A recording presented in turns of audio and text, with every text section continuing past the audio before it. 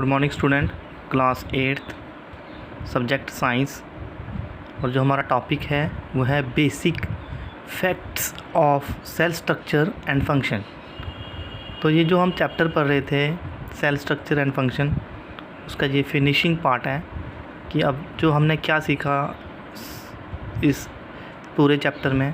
सबसे पहले cells are the basic structural and functional unit of all organism, कि cell जो है वो बेसिक स्ट्रक्चरल और फंक्शनल यूनिट है सभी ऑर्गेनिज्म का।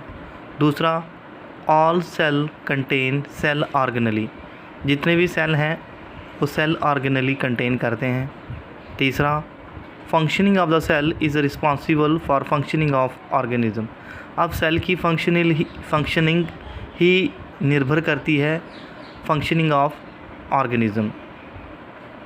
अगर ऑर्गेनिज्म फंक्शन कर रहा है इट मीन सेल फंक्शन कर रहा है। फिर next, cell have 3 parts, cell के 3 पार्ट बताए गए हैं। आउटर कवरिंग जो है वो हम सेल मेम्ब्रेन कहते हैं। सेल मेम्ब्रेन के अंदर जेली लाइक चीज़ होती है जिसको हम साइटोप्लाज्म कहते हैं। साइटोप्लाज्म के अंदर कंट्रोलिंग सेंटर होता है सेल का जिसको हम न्यूक्लियस बोलते हैं। तो हम 3 पार्ट यूँ कहेंगे, cell membrane, cytoplasm and nucleus.